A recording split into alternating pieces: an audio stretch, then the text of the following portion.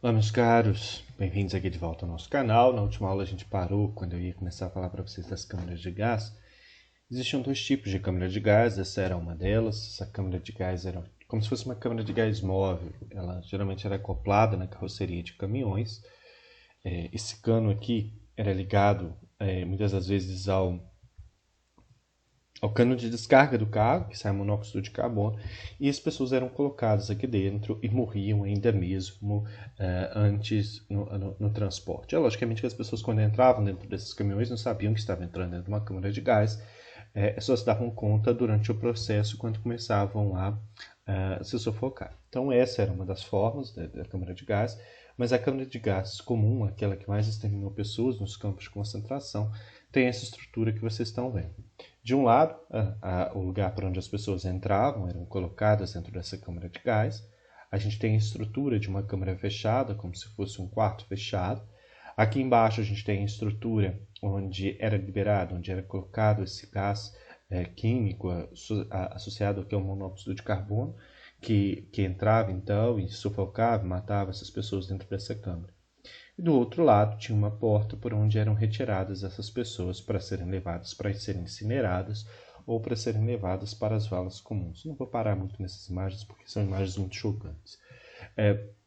Dentro dos campos de concentração existiam também as fornalhas, vocês estão vendo aqui fornos. São fornos que eram usados para a incineração dos corpos humanos. Algumas das pessoas eram colocadas ainda vivas dentro desses fornos para poder ser incineradas.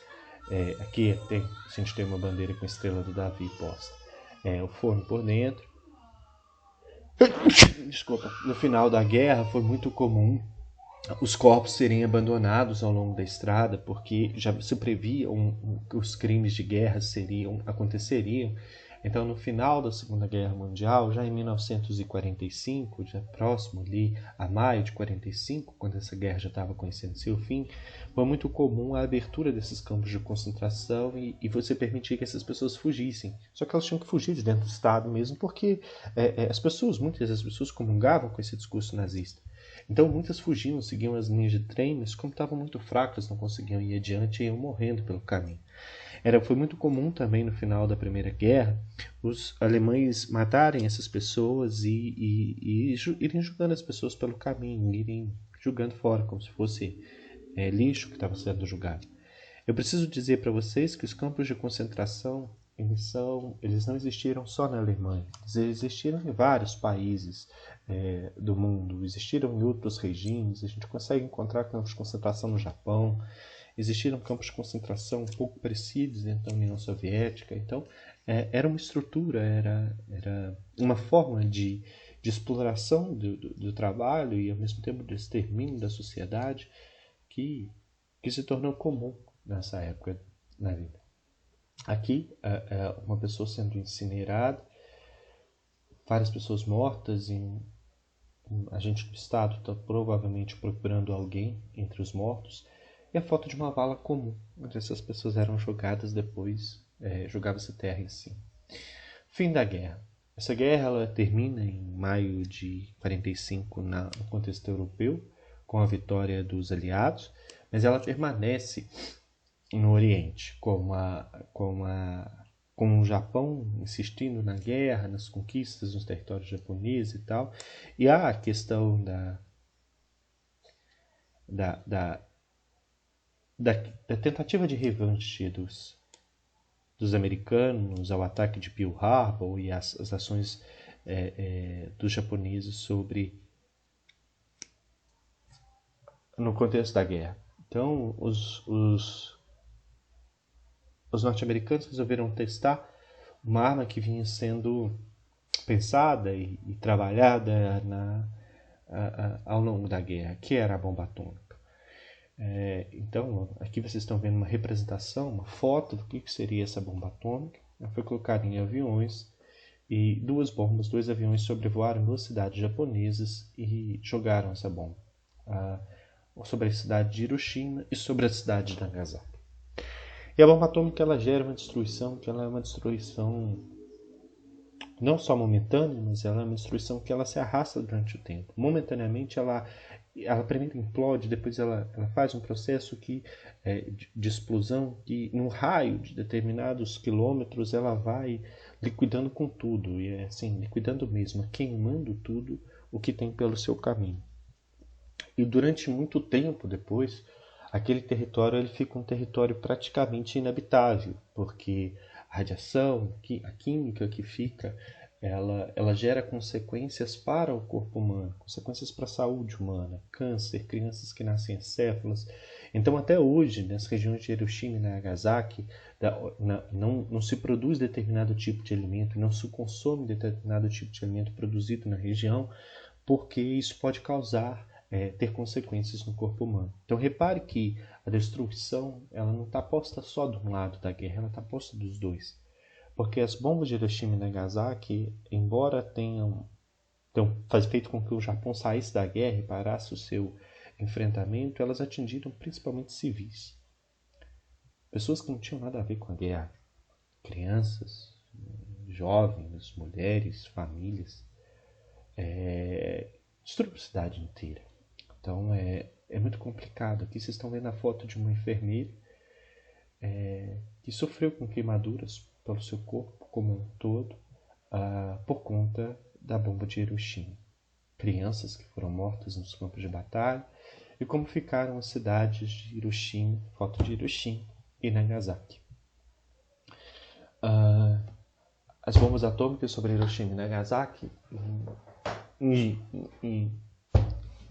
em agosto de 1945 colocaram fim à Segunda Guerra e aí abriu-se o período de acordos no pós-Segunda Guerra Mundial, que é o que a gente vai falar um pouquinho agora. O primeiro acordo que foi feito foi uma conferência feita na cidade de Teherã, ou chamada de Conferência de Teherã, na cidade de Teherã, no Irã, em novembro de 1943. Uma conferência que uniu os Estados Unidos, União Soviética e Inglaterra, e que definiu como ficaria a divisão do território alemão, do território balcânico e do território alemão, depois que a guerra acabasse. Então, mesmo antes dessa guerra acabar, eles já estavam pensando na questão de reestruturação dessas fronteiras e de áreas de influência entre essas potências do mundo, a União Soviética, Estados Unidos e Inglaterra. Aquilo que a gente viu no mapinha, aquela divisão que a gente viu ali, como ficaria. Então, as regiões aqui, a restauração dessas fronteiras, né? Mas aqui, pensando em como que ficaria o domínio sobre essas regiões balcânica e sobre o território alemão, que foi dividido em duas partes. E aí a gente tem a formação da Europa Oriental e da Europa Ocidental. A Europa Oriental sob a influência da União Soviética e a Europa Ocidental mais sob a influência da Inglaterra e dos Estados Unidos. Em 1945, fevereiro de 1945, é feita a Conferência de Yalta, que foi liderada pela União Soviética. E a Conferência de Yalta, ela discordou um pouco da Conferência de Teherã, porque ela afirmou o princípio de autodeterminação dos povos e defendeu a instalação de regimes democráticos dentro desses povos. Então, a ideia de que as nações elas poderiam se formar novamente as suas fronteiras e reestruturar regimes democráticos, regimes que prezassem pela democracia.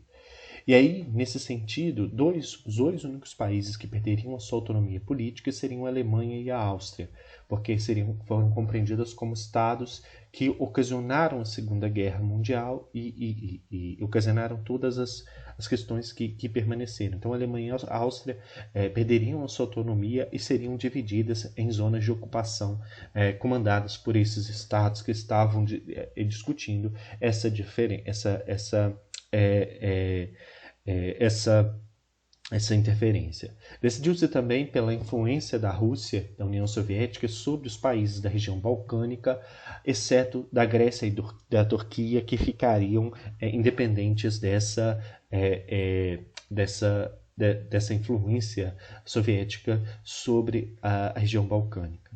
E bateu-se o martelo na Conferência de Yalta também pela divisão entre as duas Coreias, a Coreia do Norte como socialista e a Coreia do Sul como capitalista, decidido então no início de 1945, antes mesmo da guerra acabar.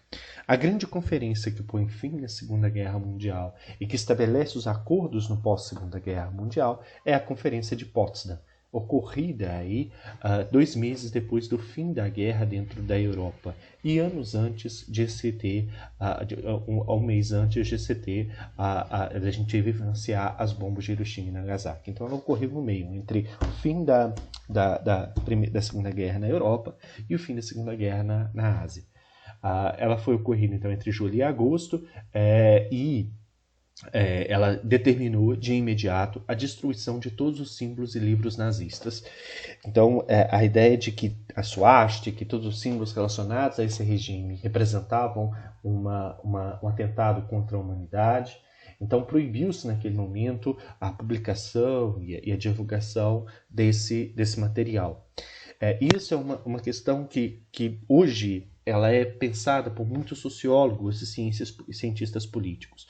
Porque, ao invés de, naquele momento, haver uma dedicação aos estudos a respeito do surgimento desses regimes totalitários, de como que eles se fizeram presentes, de como que eles surgiram das suas plataformas políticas, optou-se, naquele momento, por um silenciamento, por um não estudo disso.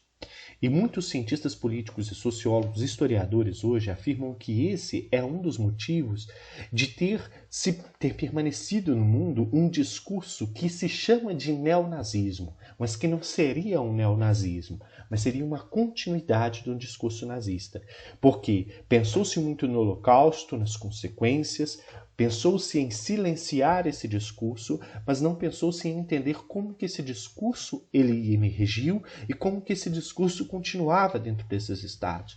Portanto, essa ausência dessas pesquisas e desses estudos a respeito do surgimento, do fortalecimento e da continuidade do nazismo e do fascismo depois do fim da Segunda Guerra Mundial acabou permitindo que os neonazistas, ou o discurso nazista, que não é neonazista, mas é uma continuidade do discurso nazista, é neo porque é atualizado constantemente, mas é uma continuidade daquele discurso, isso permitiu que ele ganhasse uma nova roupagem.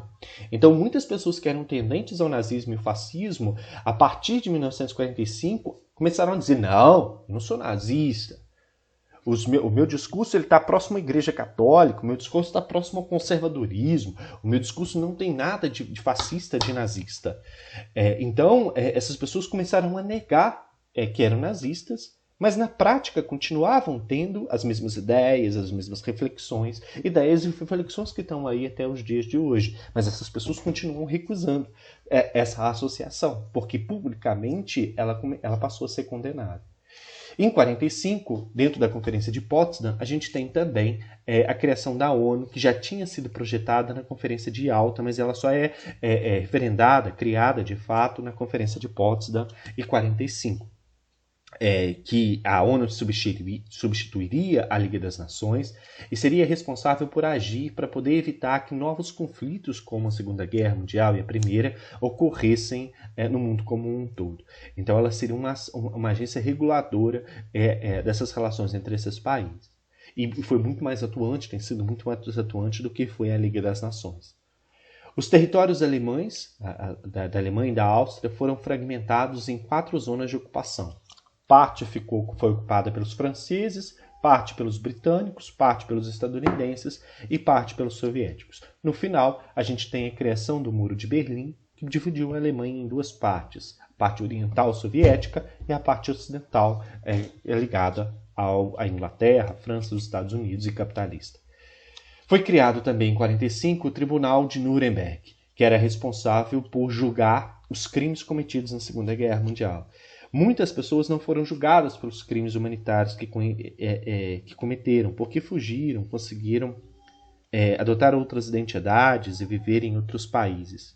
Entre eles, Brasil, Argentina, Uruguai, América do Sul foi um dos destinos preferidos daquelas pessoas. Há alguns na África, outros na Ásia, mas muitos foram julgados pelos crimes que cometeram no Tribunal de Nuremberg e tiveram de pagar com prisão, em muitos prisão perpétua. Passou-se a pensar também na necessidade de se recordar a memória do Holocausto. Então houve uma política de incentivo aos alemães de visitação nos campos de concentração. e um incentivo também em museus que pudessem testemunhar os horrores que foram praticados ao longo do Holocausto que a gente viu na nossa última aula. E para que essa memória ela fosse internalizada e as pessoas percebessem a necessidade de constantemente recordar para que isso não fosse esquecido e não viesse a acontecer novamente. E a Alemanha e a Áustria foram condenadas a pagar uma indenização de cerca de 20 bilhões de dólares aos vencedores da guerra, mais uma vez. E agora a gente passa a falar da criação da ONU. A criação da ONU ela refletiu a preocupação com a paz mundial e tinha os objetivos de manter a paz e a segurança nacionais, promover a cooperação internacional, encorajando o respeito aos direitos do homem e às liberdades fundamentais, e enfrentar os problemas socioeconômicos, políticos, culturais e humanitários com vistas a melhorar a vida dos povos. Então é uma instituição criada para pensar em preservação dos direitos humanos e preservação dos países, preservação das estruturas políticas e das culturas entre os países, e preservação principalmente da paz mundial e da relação entre esses países. Dentro da ONU, a gente tem alguns órgãos, algumas instituições que são importantes. Entre eles, a gente vai passar aqui pelo Conselho de Segurança. O Conselho de Segurança da ONU ele é encarregado a principal responsabilidade dele é manter a paz e a segurança internacionais. Ele é composto por 15 membros, sendo 5 membros permanentes. Quais são sempre os 5 membros permanentes? Estados Unidos, Rússia, China, Reino Unido e França. E 10 membros eleitos por um período entre 2 e 5 anos. Qualquer um dos membros tem poder de veto. Qualquer um dos membros tem poder de veto, mas principalmente esses países, Estados Unidos, Rússia, China, Reino Unido e França, têm poder maior de veto.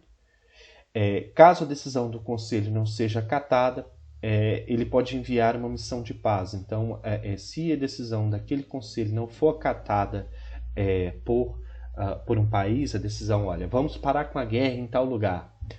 O determinado governo ele tem que ser retirado do poder porque ele está tomando medidas autoritárias.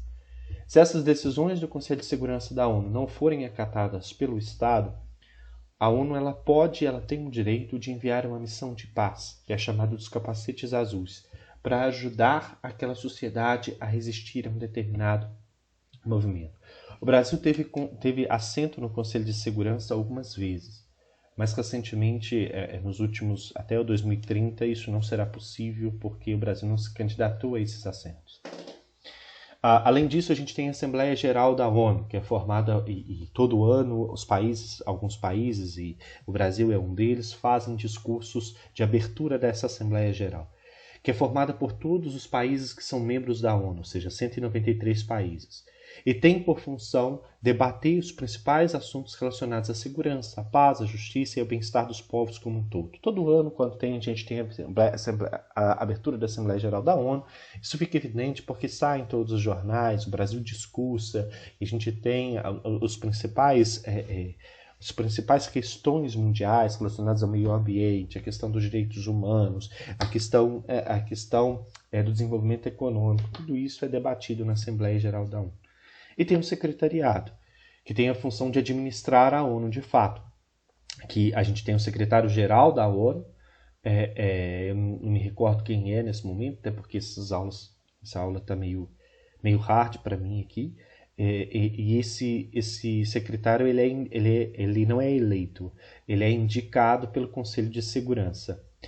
E essas indicações, geralmente é a indicação de um nome, e aí ele é votado, isso é referendado pela Assembleia Geral da ONU, esse é o nome que é indicado pelo secretário. E, além disso, você tem o Conselho Econômico e Social. E esse Conselho Econômico e Social tem várias organizações dentro dele. Esse Conselho Econômico e Social ele é responsável por pensar o funcionamento da economia e as questões ligadas à sua sociedade no mundo como um todo. Entre esses, a gente tem a Unesco, que é a Organização das Nações Unidas para a Educação, a Ciência e a Cultura, que age no mundo como inteiro. A gente tem a FAO, que é a Organização das Nações Unidas para a Agricultura e Alimentação, pensando nessa questão do acesso ao alimento, na prática da agricultura. A Unicef, que é o Fundo das Nações Unidas para a Infância. A OMS, da qual a gente vinha ouvindo falar muito, que pensa na questão da saúde a nível mundial, o Fundo Monetário Internacional, que vai regular as questões econômicas, e o BIRD, o Banco Internacional para a Reconstrução e Desenvolvimento.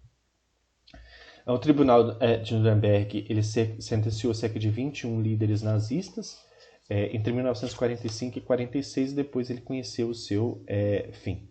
E por último, a gente tem o Tratado de São Francisco, que foi imposto ao Japão e declarou os Japões a perda de todos os seus territórios que foram conquistados durante a guerra. E aí, em função das bombas atômicas de Hiroshima e Nagasaki, os Estados Unidos acabaram optando por financiar a reconstrução do Japão, não só pela questão deles terem sido responsáveis pela destruição da cidade de Hiroshima e Nagasaki, como também porque eles tinham interesse de que os Estados Unidos ou que o Japão não se aproximasse da União Soviética, já aí num contexto quase que de Guerra Fria, que marcou a segunda metade do século XX. E assim termina a Segunda Guerra Mundial.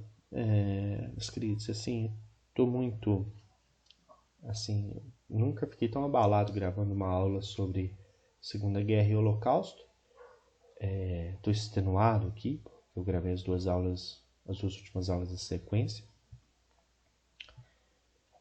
Para mim foi muito forte, talvez pelo período que a gente está vivenciando e pela forma de gravar essas aulas, de estar olhando constantemente para essas imagens.